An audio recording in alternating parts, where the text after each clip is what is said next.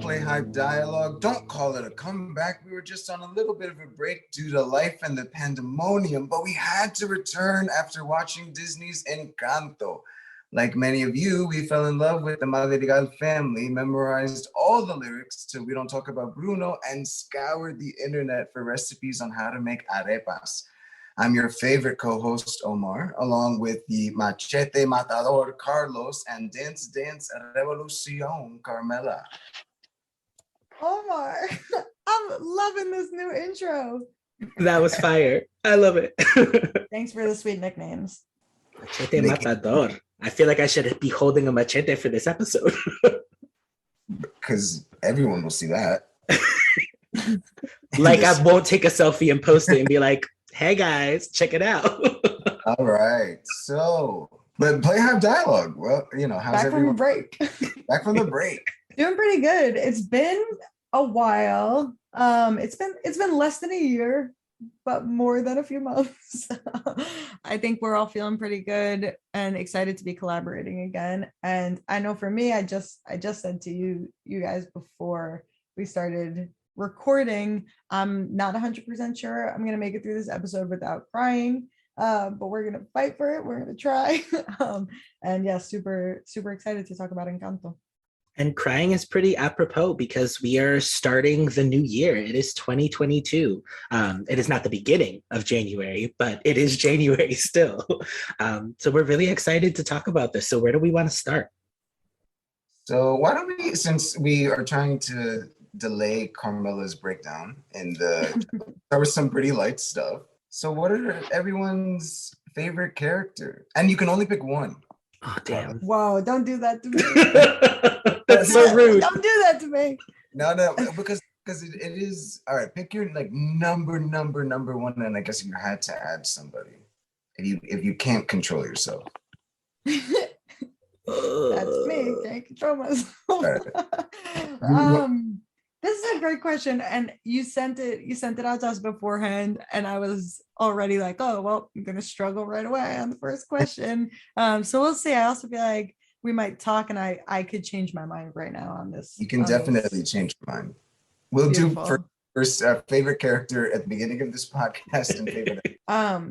So the amazing thing about this is that there's so much love from so many of the characters, first of all, which is, kind of the point, because they're all dealing with these different particular things. I think I'm going to just say that Mirabel is my favorite character, which is like kind of, I mean, she's the main character, but it's so relatable and affirming for her to like not have the special magic power and still be kind of at the center of this. And she's also like witty and fun and compassionate, and it's just amazing from jump that she's not bitter about like not having the magical power. I'm like, wow, what a heart. So I think I'll start there. I do have a close second, but I guess we'll talk about that maybe in a little bit. Yeah, I definitely Mirabel is tops, but I'm going to deliberately choose someone different so that we have some variety in our conversation to start. I think I'm going to go, well, when we talk about the music, I will talk about this character a bit more, but I think I'm going to say Bruno, sort of being the black sheep. Sort of being the black sheep, sort of really having this deep love for the family, but the way that his gift and the way the situation allows him to express it is something it doesn't mesh well with the family, especially the way Abuela would like it to appear to the outside world. So there's a real sort of soft spot for Bruno for me. But I definitely have a very malleable top 5, top 10, because I love them all. There's no character that I'm like, ew, screw this character, I hate them. Like, wow. I like them all. See, this is I know my co-host because I was when I say favorite, I'm gonna say one. But mine, I feel like you guys had very deep ones. Mine was Toñito. I love him. Love him. I love that little kid so much. I don't know what it was. It's just that innocence and like, refusing to judge anyone. Like he was like team Mirabel like all the way, and then when he found out Bruno, there was no judgment. Just like I love that kid. And then I remember when he was like about to go get his gift and he didn't want to go alone. And he's like, I need you. I was like, Mirabel, go to him right now. I felt a serious soft spot for my little guy, like for sure. So I feel that definitely. Yeah, no, that I need you scene just punched right in the feels because they'd been sharing the room together. Like they have such a deep relationship. And then he's the only one who needed her. Like everyone else was just like, oh, you're not special. Well, we'll get to it. But like just that moment, just right in the feels every time. I want to affirm your choice too, Carlos, because I feel like with Bruno, it's like in a family of weirdos, right? In the sense that they've all got like these different things. He's like the wrong type of weirdo, Mm-hmm, you know, mm-hmm. and that was so affirming to watch his story unfold. So I definitely hear you on that. So I guess keeping with the characters, was there one that you, maybe not a favorite, but one that you identified with the most? Like what they were going through, maybe yeah, I had a clear one for me. Same. Go ahead. You guys go ahead. Yeah, go ahead, Carlos. It's Louisa. When I first heard her song Surface Pressure, I was like, well, that's me. Like the older sibling thing. I know there's a particular brand of older sister in Latino, Latinx families that's a specific brand of pressure. But being the oldest, being the only boy in my family, being of a certain generation of cousins, being the oldest of them all, there's a lot of pressure. And then being the one who sort of went on a particular kind of academic journey and spiritual journey, there's a lot of pressure to like be this good, be strong, take on all of these burdens, be everyone's ear, to the point where it's too much, where like Louisa, it's like one straw is going to break the camel's back. Like, which is why that is also one of my favorite songs. And on my Spotify repeat list is like number one, because it's so real and her anxiety about it. And just like her struggle is so much. And then the scene at dinner when Mariano comes over, where it's like, oh, Luisa, can you go get the piano? And she's like, yes. Like she can't express that she's struggling and be open about it in the family because there's so much pressure. Like, no, of course you're going to do this. It's no question. And it's silly, simple stuff like get the piano. But in sort of real life, the parallel is like, how are you going to carry the weight of this? Especially as we get into a trauma conversation later, like, how are you going to carry the family through this trauma? Sorry, starting heavy.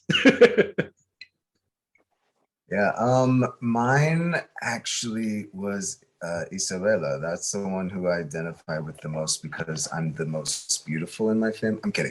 No, but well, really, what it is like I was definitely like the golden child. I was, the from both sides. I was the firstborn in the United States. And so there's already this expectation. And I'm actually, out of my first cousins, I'm the youngest, but like much youngest on my dad's side anyway. I was also very like successful academically.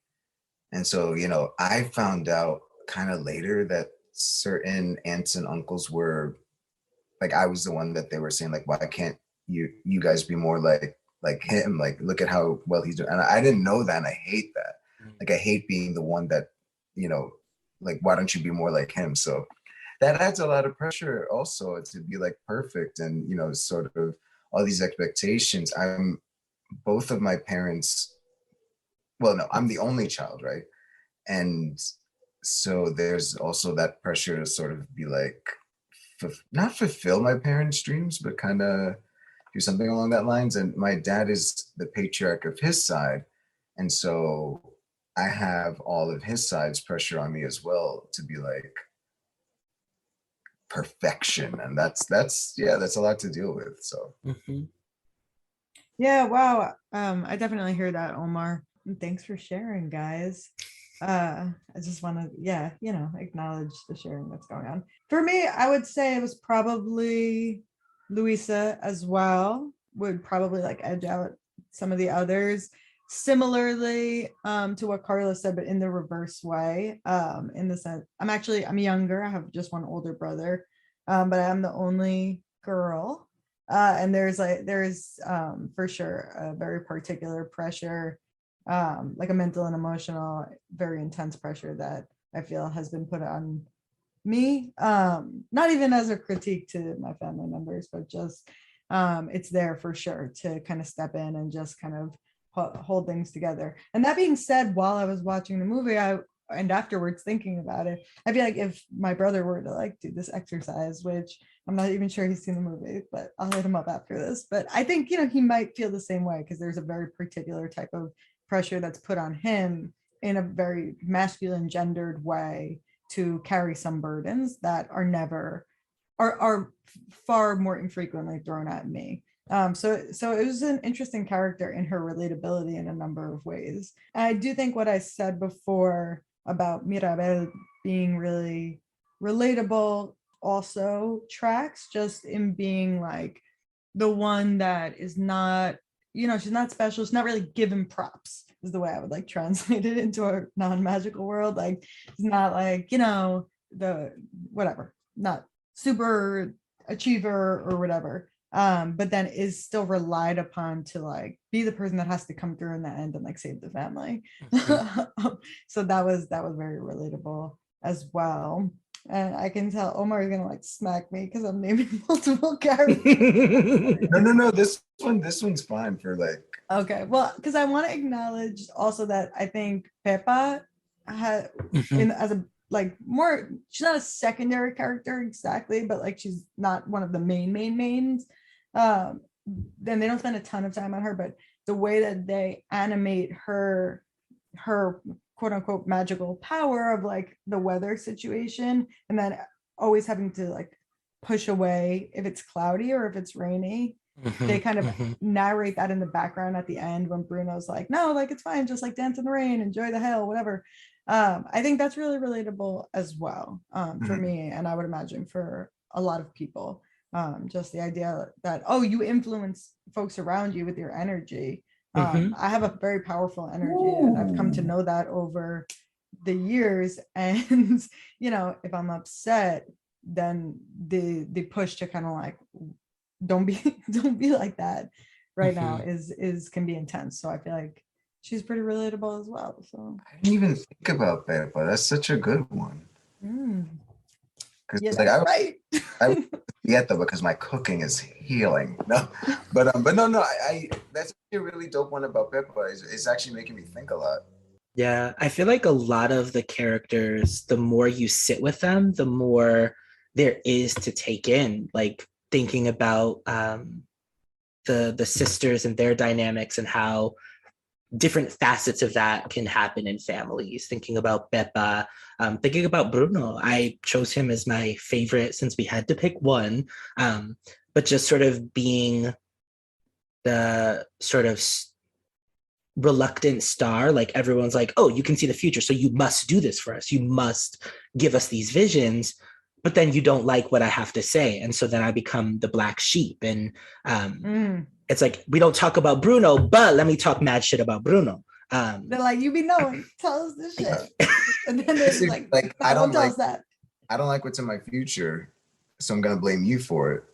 Like, I got so mad at the guy who was like, yeah, he said I was going to get a gut, and look at me. I'm like, well, sir, like, that's not his fault. Yeah, no, and it's just so many layers. And so I was thinking about it also like spiritually, how sometimes the truth teller in the family is the one who gets ostracized, because it's like, oh, well, you're not supposed to talk about this. You're supposed to keep this secret. We're not supposed to engage in this. And you're the bad guy for seeing clearly, which also Mirabel, mirar is to see, like she's got her glasses on, like she is a vision in the family for them to see what they can't see clearly.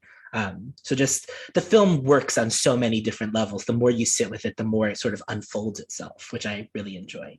One thing, actually, you know what? We're kind of along the lines of talking about generational trauma. Do we want to continue with that? Because I remember watching when the grandma started yelling at Mirabel, who in a sense had just started the healing, and it just set her back so far. And I remember being like, so angry in that moment. And then when Mirabel actually called her out, I was like, she did the unthinkable. And it was sort of like calling out the older relative who you usually are supposed to just keep shut and swallow whatever they have to say. And I was so happy that she did that, that she refused to stand down. And it was also upsetting because everyone else in the family was pretty much just watching. No one dared challenge Abuela. And so I was really happy to see that. But that was a heavy moment, I remember, for me. Yeah, it's a really intense moment because Isabella and Mirabel have this really powerful moment where they've always had this animosity because she is the golden child. She is Señorita Perfecta who's never had a bad hair day. And so there's this animosity because Mirabel is like the opposite of that, unspecial of the special. She's like bottom rung. And so they have this moment of healing and the candle burns brighter and the cracks disappear. And then immediately after, Mirabel is trying to like be like, we're doing it, we're healing, we're doing the things we're supposed to do as a family. And then Isabella and Luisa just stand there and watch. And then the parents are watching and then everyone's watching. And that's such a powerful moment because in a lot of our families, yeah, there's some of those dynamics where it's like, we don't talk about that, or these things stay entre familia. And what does that mean when we sort of keep these things a secret and they fester? They cause cracks, they cause ulcers, they cause heart attacks and strokes on our physical bodies. But then what does that do to us emotionally? Like just the representation of that big crack, that like in the moment where she's like, how dare you? And she still stands up to her. That crack forms between Abuela and Mirabel on the floor. I'm just like, so many of our families have those giant cracks. We're in broken houses and we're not talking about it. So it was just, it's a lot. Beautifully said, Carlos. Yeah, I mean, Carlos, I think that was just really beautifully said, and I'm not going to try to re-echo the sentiment because I think you just said it perfectly. The only thing I'll add is that I think they did. I like the full circle moments of the film, and I think they did a really dope job in bringing it around where like the moment where she calls out Abuela is really powerful, and it's kind of like the big moment a lot of people are talking about because of the dynamics that you just mentioned, Carlos. But I think they go that step further to then revisit the moment we've already seen from the beginning, of kind of like when they're fleeing and the candle starts and her husband, the partner goes back to like, and in the beginning they say and he was lost, and then they revisit it in the third act of the film and go into it more explicitly. And I was not expecting them to do that. Right. So when they had the scene in the beginning, I was like, okay, that's like the Disney treatment of this scene of displacement. But they go back and revisit it. So it's like they go beyond the moment of calling out and they go to the moment of revisiting the trauma itself, or one piece of the trauma itself, more deeply understanding that moment of trauma and then engaging with it and starting to take steps forward. So I thought that was a really powerful choice because they could have left it at they call her out and then she thinks about it or something, or like they have a moment together and then they're just like, okay, it's okay now, the house is gonna get fixed. But they didn't. And it's nuanced because like revisiting that violence and that moment of trauma, I think, is pretty challenging to do in an animated Disney musical with a degree of cultural awareness and sensitivity and knowledge, which we'll talk about in a little bit, whether that worked or not. But yeah, I thought that the decision to keep going past the moment of call out was pretty dope. It was a good move. Yeah, and I think given that we're talking about trauma and how that can be intergenerational and inherited, like they were trapped in the Encanto. They didn't frame it that way, but they were encapsulated. They were locked in. Bruno couldn't leave if he wanted to, because the mountains around the Encanto are so tall. But after the fight, when they go to the river, there's that crack now. And so there's room for them to step out and to let the wound breathe so that it can heal better, because they had to go back to it. And it's hard to do that. But a lot of our families, if we're talking about sort of family dynamics and family trauma, like we need to have those hard conversations. We need to dig into some of that to come out the other side and be healthier for the next generation and break those intergenerational curses. And it shows like how much of it, because it was Abuela's trauma, and it shows how it can trickle down, because she's going through trauma. It's not being healed. And so in a sense, it's being passed on to her children who might not be aware of it. And I think that's one of the difficult things about trauma is you're sort of just like, okay, but I didn't go through this. But it's like, right, but you were raised by someone who did. And so they're passing down a lot of that, because for her, it was about everything she loved. Well, almost everything she loved was taken away from her. So how does she preserve that? And it's through like diligent, very, like maintaining everything. Everyone who has to play a part in maintaining the perfect family and our perfect house. And so Mirabel, in a sense, challenges that for her, because she's like, what can you offer? You're not helping me ignore my trauma. So what's your role? And everyone else is sort of, their powers is not even theirs. It's the families, but it's also almost Abuela's, because it's like, and it's so interesting because Abuela doesn't have a power herself. Right. But like the most powerful one there. It's, you see the way that like each of the way that their powers manifest is like a pretty on the nose, what's the word I'm trying to think of? Not allegory, Symbolism. metaphor. It's a pretty on the nose metaphor for like coping mechanisms for trauma. And the weather, we talked about the weather thing, but one of you guys mentioned the like cooking to try to heal people, peace, right? And obviously the perfectionism, the hyper strength, right? Super toughness. And you see that each of those, if we frame them that way and think about them that way, which I think they're meant to be, they're there as a reaction to the initial trauma point. So it makes sense that Abuela doesn't have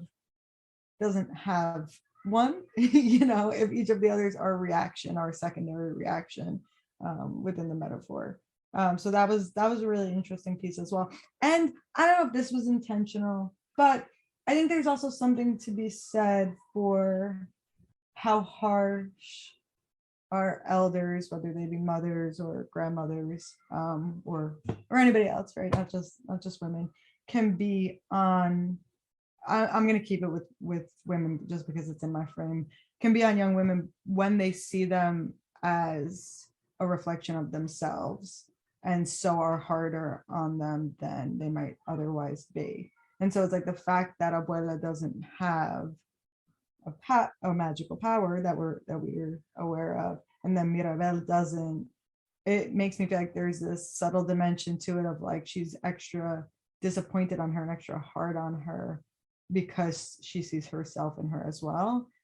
And so there's like this not self-loathing, but like the self-criticism or like the harshness that we are. So many of us we're so hard on ourselves, right? Like Carlos, we've talked about this, much harder on ourselves than we would be necessarily on other people. So I think there's a way that manifests as well. Right? When you see yourself in the younger generation, you're like, what are you even doing? Maybe we switch gears a little bit, only because it's getting heavy.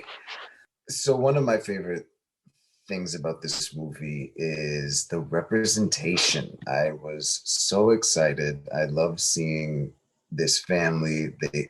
I feel like it looks like so many, not just Latinx families, but like other families where you have this diversity in appearance, but you're all like one family. And I think it's important that they showed that they were all in the same household, because I don't know, like, and I mean, I guess you can frame it within like Latinx families, but because sometimes you get that whole like, oh, they're from that side. That's like the black side of the family. And it's like, what I loved about this is I was like, it's all in here. We have everything, and it wasn't just, I think it was important also that it wasn't just like they had like someone who looks white, like someone who looks black, someone who looks indigenous. So they also show like how that can like mix in different ways. I was super excited about seeing them. I got very excited seeing all the curls, especially.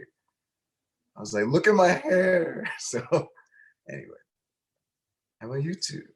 Yeah, no, I really, really enjoyed it. So I know one of the critiques that people had with Coco was that everyone was the same shade. And it's like even in like Mexico where the story is taking place, like people are not the same shade. Like people are lighter, people are darker. Even in indigenous communities, like people look different. And so it was so nice to see so much of that, the hair texture, and then seeing the response to that. Like I've seen lots of little kids on TikTok or on Twitter where it's like, mommy, ella parece a mí, or this adorable little, girl. yes. That one like shattered me. It was so cute. And there's so many of those. And it's like, this is one of the things that when we talk about representation mattering, like that touches people in a different way. Like, yes, kids of color are used to watching white kids and like in line with their struggles and getting it. Like throughout history, we've watched a lot of majority white media and we feel their feelings. We are sad if they're sad, we're happy if they're happy, but being able to have characters look like you going through the things you're going through, or having these magical adventures, having powers. How cool would it be to talk to animals and ride a leopard jaguar? I'm not sure what kind of big cat that was, but that would be so awesome. And to see that and to have this magical adventure with so many different people that look like so many of our families, that reflect the real world that we live in. And it's just beautiful. It was really, really beautiful to see. Yeah, definitely. And building off what Omar meant, a couple of things Omar mentioned. One is like the animation of like the hair on different characters. And Omar, you were just like, oh, like for the little kids. But it's just also like my like husband is 34 and he's like, oh, Toñito, that's my hair exactly. Like, and it is, it's very similar. That texture of hair is similar to his hair and the cut that he has right now.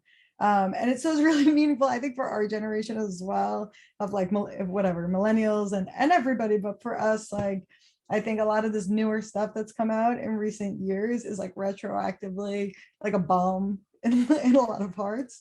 So I definitely feel that. And I just also like in response to another thing that Omar said, one, I think just so, and for anyone who's like just listening to this episode and didn't get to be introduced to us, I'm Italian American, and someone who like grew up in largely Latina communities. So the representation of Latinidad that's seen there and of a Latino family is really beautiful.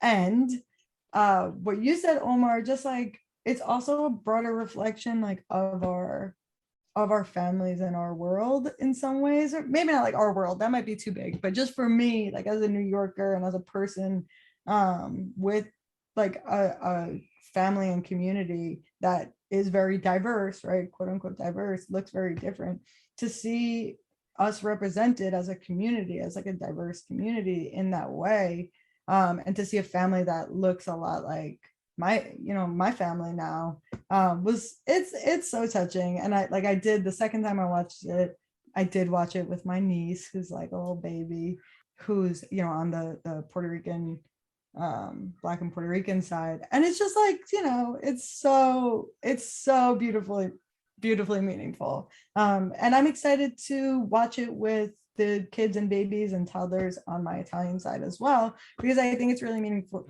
for them as well, because there's been other films that they've really connected with that are majority characters of color, and I think that's a really beautiful connection and moment there, as well as the inverse of what Carlos just kind of said. For so long, kids of color have, yes, you're still able to connect with characters, right, when you're watching white characters, but the inverse has not necessarily always there hasn't been the opportunity for the inverse to happen in the same way, because there's not as many kids of color depicted in animations, especially in previous years. So I think that's a powerful piece as well. But yeah, as like a New Yorker with like a diverse community, it's just like, yeah, like this is it's beautiful. It's a beautiful thing. Like it was nice, man. Not to mention everybody, what's Pippa's husband name? Is it Felix? Yeah, Felix. Felix. Everybody keeps texting me that's me. That's me and Andrew. Like, Yeah, I took a screenshot of them dancing at the wedding. I was like, this was you guys. You are not alone. I mean, I was at your wedding. It looked a lot like your wedding, minus the hurricane. You tell me a story on mine. I'm sorry, maybe not go on. Oh, by the way, I Googled it. It is a Jaguar. Jaguar, okay. Sorry, cool. like Good to know. Little known secret, Omar is like an animal nerd, so I had that out. Yeah, this was incredible in terms of representation. I was very happy to see it. Which one of you said, sorry, not that, sorry, Omar, I can see you were about to move on, but which one of you said that then you see like the way that they're like people can mix basically like with the kids? Me, yeah, because yeah, I think that was really powerful too. I just wanted to like that. Sure, because it's like in my academic stuff, I've done a lot with like specifically the Puerto Rican different racial terms and categorizations and color categories that exist. You know, and it's so much more complicated than just white, black, and indigenous. Like there's so many different ways that can come out. And I think that was so powerful. Like all of Pepa's and Felix's kids look different. You know, they have different expressions of Blackness, and you see, you know, the variety with what's her name, Pepita, and I forgot her husband's name. No, Julieta and Augustine, yeah, and you just see like, and I think that's important because, like for example, like Isabella came out looking like, to me, like in the indigenous princess in a sense, and it's sort of just like, you know, I just think it's so powerful because people don't realize that like within one immediate family, you can have so many different experiences, and that's important. And in my research, you know, it shows that like people can be different races within the same family. That's not my research, by the way. This is like very part and parcel of like Puerto Rican race studies. I'm just saying like my research adds to that, and I hope so. But yeah, that was something really, really powerful for me to see those different variations. So. Especially in animation and children's media in general, because a lot of animation, especially older stuff, it's like, oh, the girl children are copy pastes of the mom and the boy children are copy pastes of the dad, and there really is no sort of variability in the genetics and the physical appearance. Like it's copy paste. So it's really nice in more recent eras where the kids look like mixtures of the parents. And then in this case in particular, like you can see the pieces of the family that different members got. And it's so important to see because so much of our media, like we're doing a podcast about media. This is what we do. Like this is an important conversation for us to understand and be critical of the things that we're watching and consuming and the sort of consequences and side effects of that. And this one has a lot of good side effects, I think. So speaking of representation, something that I admittedly did not realize until I read this article is, you know, I'm online and I follow some Colombian artists. Well, just artists. I didn't realize that they were Colombian until this. But they were saying, you know, one in particular was saying how he watched Encanto, loved it, but something that kind of stuck out, and he did his research, was that no one of like the main team behind the film was Colombian, and that the Colombians were brought in as consultants, not necessarily as writers and producers and all that.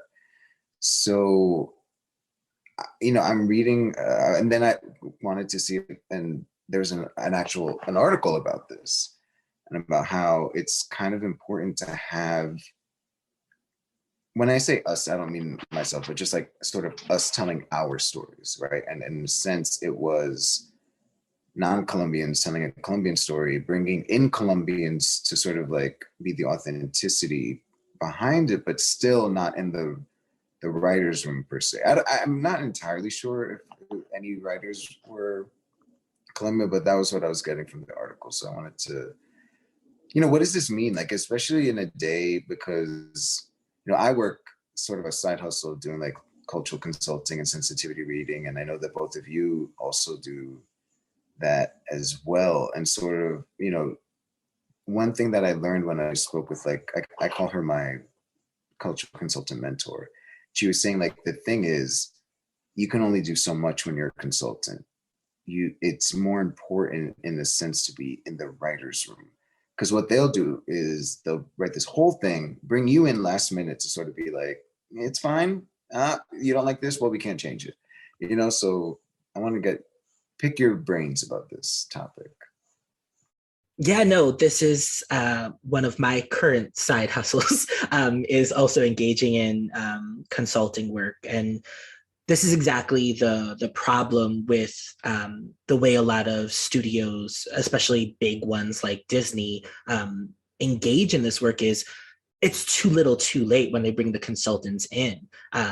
If you want a story to be quote unquote authentic, there has to be from inception through the whole process. There to be a possibility of engaging in conversation, especially because I don't think you always need to be fully the thing you're writing about necessarily, but to do a story like this that is very Colombian, it is a very specific iteration of a Colombian story that is portraying itself as very Colombian. There should have been more Colombians in every stage of the way. And obviously it's Disney. And so Disney engages in a particular kind of way and has their own hierarchy of who gets to direct and who gets to write for their features at a certain point.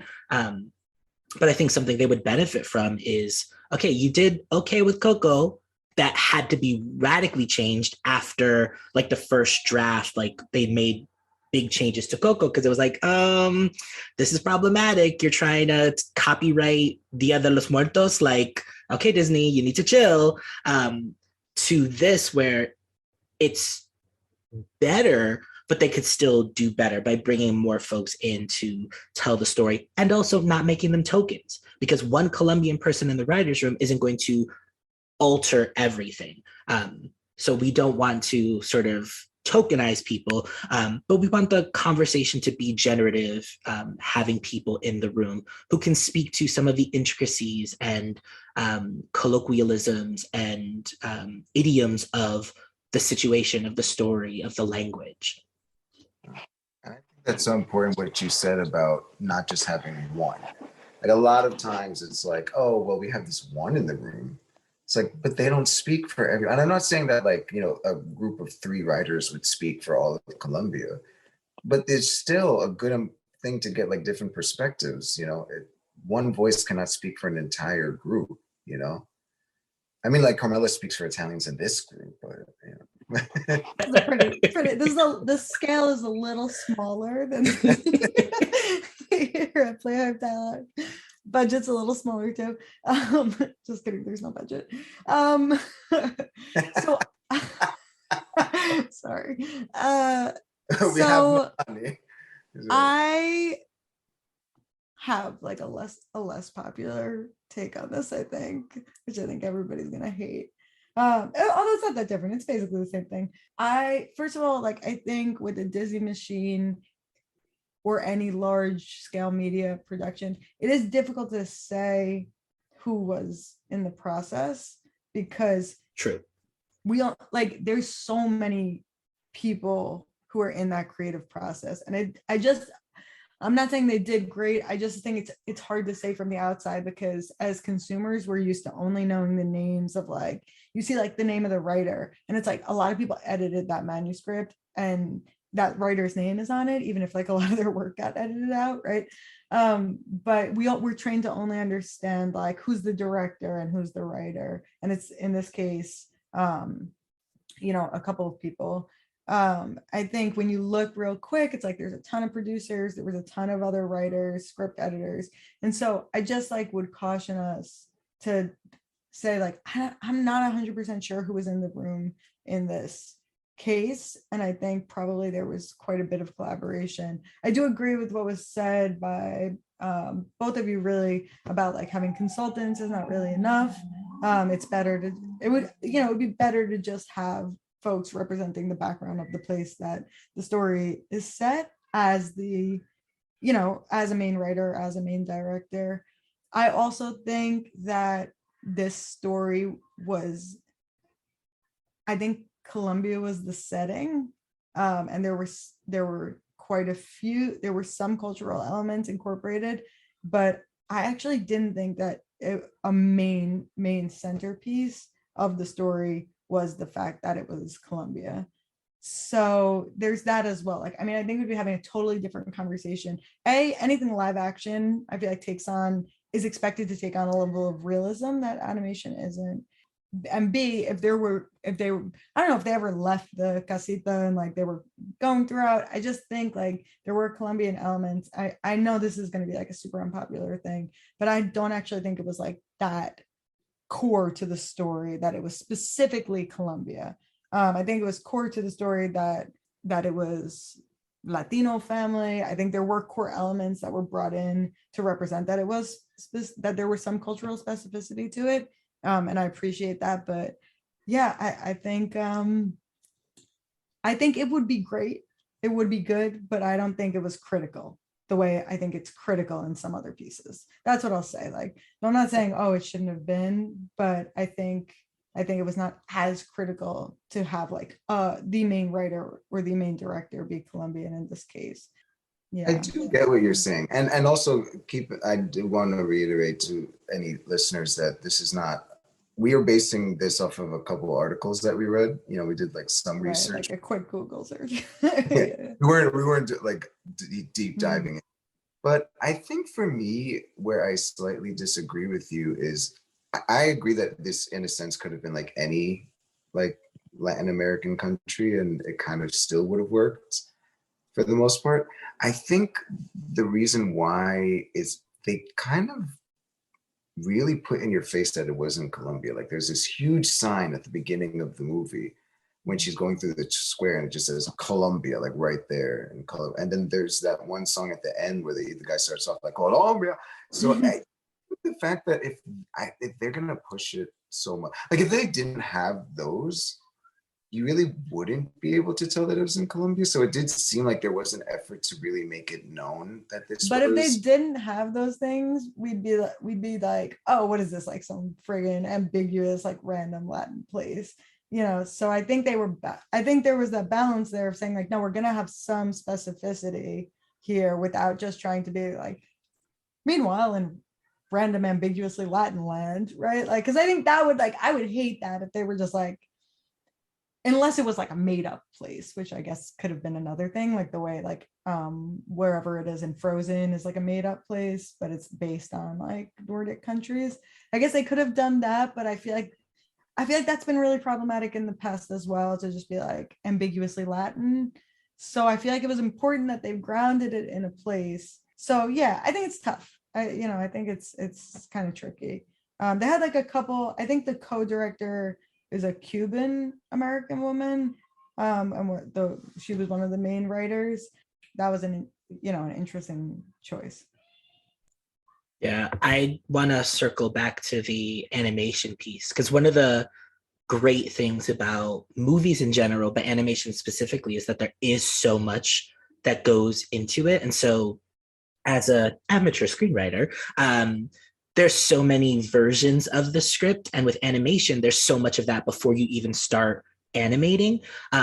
So just the process and who gets the story by credit. And so if you've ever seen a movie and it's like written by, and it has and versus the ampersand symbol, the little and symbol, for the Writers Guild, those mean two different things about who put in a certain amount of work.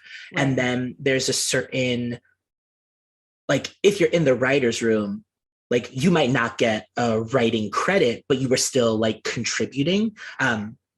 So if you look at the credits, there's probably more of a sense of who was doing what where.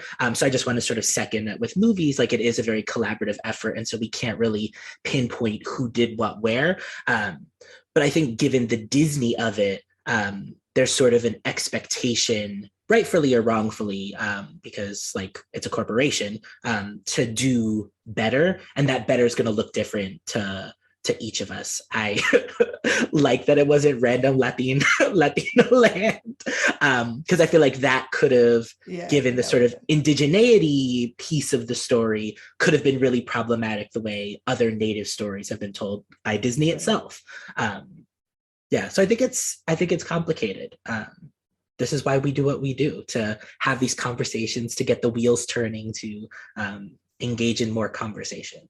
Musically, I'd be really interested to hear from somebody who's more of an expert on Colombian music as well, because I'm definitely not. In my basic opinion, just knowing the areas of music and dance that I do know well, I feel that Lynn did slightly better with the cultural specificity of the music in this, slightly better than Within the Heights, which was like musically just, totally lacked any Dominican cultural specificity at all. Mm-hmm. But I'd be, is that article out yet? Someone write that article. Yeah, I think that's a big place where some of the critiques that I've seen sort of interpersonally on like Twitter and stuff is that folks wanted more, because it was set in Colombia, that the music be more Colombian. And yes, he did better. I'm not a music expert. That's not my lane. I'm like, oh, I like this music and I will dance to it, but I'm not like an expert. But I appreciate you saying that it is better, especially compared to In the Heights. But I think that was one of the sort of big things for folks. It's like, okay, it's a Colombian set story. They wanted a little bit more from the music. But again, I Disney. Definitely feel that. I grew, because of like the specific conditions of my upbringing and like a politically left wing household. I grew up specifically with a lot of like Nueva Canción music and like other varieties of Latin American folk music with love themes and political themes. And so the song Dos Oruguitas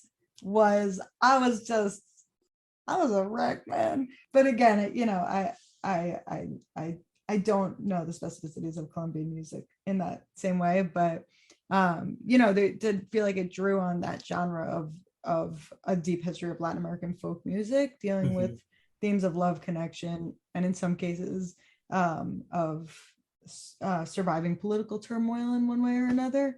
Mm-hmm. And I felt that in my whole self. Like, yeah, no, that song was so powerful. So they have two versions on the soundtrack. During Abuela's new version of the story, it's in Spanish, and then the end credits has an English version. I'm like, we could have just had the Spanish version twice. But like, it's such a beautiful, it's so beautiful. Just seconding what Mela is saying, like, so beautiful, so powerful too. Like, you have to cling as caterpillars, but then you can't do that when you have to go into your cocoon and become a butterfly, which is another powerful motif in the story. I have one more thing to add, but we can switch to songs if it's... Go for it, man. We can switch to songs, but if you have something to add, get it out there. I think my one thing, because like the last Disney movie I saw, I think, was Luca. That was written and directed by someone Italian. So I think that I don't think it's asking for too much to have like more. That's true. Colombian representation, but I have smack to talk about that though too. The About next Lucas? episode. A little bit, yeah. All right, Um, next episode. I mean, I brought up Coco, so state your piece. Yeah. Actually, yeah. it's What a is whole- it? No, Okay. it's a whole thing. So like, it's a whole Okay. thing. All Although right, I so think we could comfortably say like, "What's up with the Bruno thing?" Somebody at Disney got Everybody's beef made with that Bruno. joke. I heard that it was actually Lin-Manuel who requested that they change the name to Bruno. That wasn't his original name, but it was because the Bruno, no, we don't talk. Like apparently he said like it works really well for the music, so they agreed to change That's it. like the logical. But I was kind of surprised. I was like, because Luca was recent. I was like, wow, they just went from one Bruno to the next. So, since we're speaking about music, what was everyone's favorite song? I don't And even know. we don't talk about Bruno. No, I'm kidding. And that actually wasn't my favorite. It was definitely number 2, but my favorite song is different. Mine's a three-way tie. So why don't you guys go ahead and just talk, and then I'll jump in. So mine, I think, has to do with the character I identified with most. I love the Isabella song. What was it called? What else can I do? I think. Yes. Okay, yeah, that one was my favorite for sure. Like first of all, I kind of liked her room, and I liked her room when she started like adding some cacti to it. I was like, ooh, look That at was this. dope. Yeah, that was a really good song. That Hurricane of like Hakaranda's line is one of my favorites. It always because it's such an upbeat song. I really, really love that one a lot. And then also talking about like the pressure to be perfect and not wanting to be pretty, wanting to be real. So that was my favorite. I also can't follow directions because I'm like, oh, favorite song is. I know a lot of people aren't feeling this soundtrack as much as other Disney soundtracks. What people? There are some people who are not like really into the music from this one. First of all, they don't I count. love That was the best soundtracks. I love every song. fire. Which is very rare for an entire soundtrack. Yeah, no, I am not of that opinion. Obviously, I like so many of the songs. Clearly, Surface Pressure really taps into some of my feels, my anxiety, like give it to your sister. Your sister's stronger. See if she can hang on a little longer. And it's like, no, I can't. Don't get it. Stop it. Cut all that. Obviously I didn't know this, but I just read somewhere that apparently Surface Pressure is supposed to be like a reggaeton beat, which I kind of don't believe, but that's what they're saying. Did you get that? Oh no, I'd have to listen back to it. I didn't hear like any like I didn't hear that. So I'm like, where is this reggaeton? I mean, I know they're all sonically different. Like each sort of has a unique sort of flair to it. But again, I'm not musical enough to sort of parse that out. But yeah, that's probably one of my tops. I also really like La Familia Madrigal, especially after she goes through everyone and the kids are like, but what about Mirabel? Because I love those kids. Like we didn't talk about those kids, but I love those kids. Like you've got the coffee boy, you've got Alejandra, who's like, she was about to tell us about her super awesome gift. And all these other kids who are also very like mixed and adorable and their facial expressions. It's like, what about Mirabel? It's just, it really sets the scene. So I really like it. Isabella Song, What Can I Do? Like, So Carlos likes the entire soundtrack. Honestly, I'm surprised that we even like have this much variation. Although there's not that many songs, which I would, if someone's critiquing the soundtrack. Yeah, apparently there's only 8. There's really not, like we put it on and Andrew's like, you want to listen to the whole thing? I'm like, yeah, it's not that much, bro. Like halfway through. Unless you're listening to like the score of like, yeah, but that's different. Which one of those score songs that I loved was when Antonio got his gift. Yes. And they're like, Antonio! Like, I love that one. So when I found that on Spotify, I was just like, ooh, saving. I think surface pressure was like an unexpectedly poppin' song. And it was so like, I think it's very relatable for a lot of folks. So that was a song that like, as it started, I was like, okay, whatever, like character song for this character. And then I was just like, whoa, let's go. So I thought that was kind of like a unexpectedly amazing song. I feel like We Don't Talk About Bruno is an absolute banger. Like it's I almost Facts. feel like it should be taken out of this conversation because it's just like, I'm like, what is this banger? Like, I don't even know if it was meant to be the banger The that it is. overlapping stuff that happened like at the end, I was just like, ooh, this is Oh good. my god! And in fact, I feel like if they had realized how poppin' it was, they would have had like a look. They would have ended it, had a stronger ending. It does kind of trickle off, which is the one critique. But it is just like, it's like you're just like like come on. And oh my god, the bridge with the Dolores character. Yo, Like Dolores' verse is the fire. hooks, the bridge. Wait, which I'm one? like, Which? what is going on? Oh, Oh, that was the one I like the one where she was talking associated with the about sound of falling sand. what's his name? Camilo? No, no, no, Rap no, so no. long is back. I mean, come on, like, what are we talking about right now? Maybe I'm showing my bias. My favorite though is the thing when Isabella starts coming on the swing, and I think Amazing. it's because like you see Told me Mirabella's that my life of my dreams. Mirabella I'm just mean like, again, like whoa. really this one again.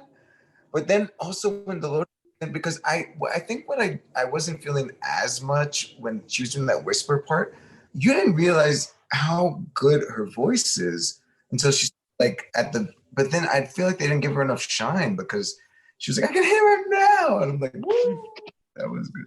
Yeah, her voice was amazing. And sorry to keep this going, but again, the Dos Oruguitas song, that was like probably the most touching song. That was the for me. most like, beautiful. I just for loved it. Like, that was a really. I remember my mom and I were watching it. We like couldn't look at each other because it was like so beautiful of a song. that Yeah, was truly. a real tearjerker. Yeah. All right. What is next on this agenda? Oh, we did it. Yeah. Are there any final thoughts? Anything we want to discuss that we didn't touch upon? I don't think I have any final thoughts. Yeah. Oh, I had one thing. I was actually very glad that Mirabelle did not get powers at the end. Like when the doors started shining when she put it, I was like, oh, don't give her a power now. But they didn't, and I was very happy about that. And then I think what's been interesting is some people have been wondering, because she's never given an explanation as to why she never got a power. So I wanted to ask you guys, why do you think that is? Like, what, not why they didn't give it to her, but like, what do you think is the reason why she didn't get a power? I mean, given the sort of generational thing, like grandma doesn't have one, and so maybe as grandma's getting older, she's going to be the new matriarch who's going to be responsible for keeping the house in order and keeping the family in a healthier line. Yeah. I'm on board with that. That theory. That was exactly. I was like, she's the glue. Her power is to keep everyone. And I feel like it's going to skip a generation, and then one of her grandkids is probably going to be the one who doesn't get the power. But what I like is that she'll know better, and they won't be treated as the outcast, and they'll probably be celebrated. Like, you are going to be the glue to this family. Thank you. You know what I mean? Like, that's what I'm hoping in the future. Yeah. I was literally sitting with my cousin, and she's like, so what do you think the ending means? I was like, it means Mirabel's the therapist of the family.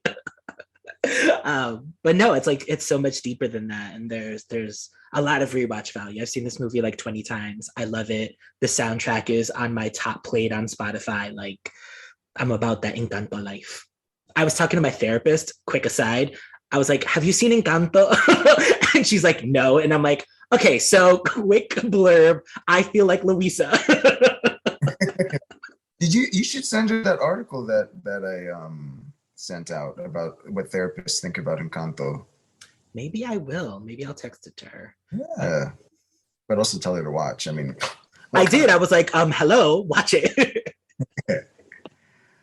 Yeah, for sure. That was a good movie. We know it was good. We enjoyed it. Do we want to give it hype stars? Yeah, mine is a clear 5 stars. I think it was one of the best Disney movies I've seen. 5 stars.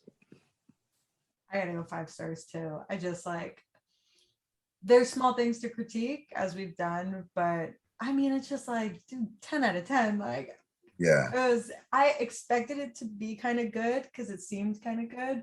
And then it was just better than I expected. So, Yeah, I'm gonna keep the the party line. 5 hype stars, totally amazing, and then great the soundtrack. 5-star train. Is this the first time we've ever all given 5 stars to something?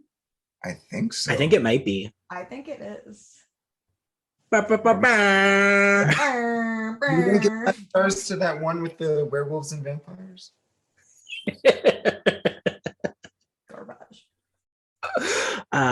The last thing I want to say really quickly, one of the things that makes it sort of worth the hype is the English voice cast. And in the Spanish voice cast, Felix and Pepa are voiced by the same actors and sing on the English and Spanish soundtracks. So That's dope. The voice acting was really great.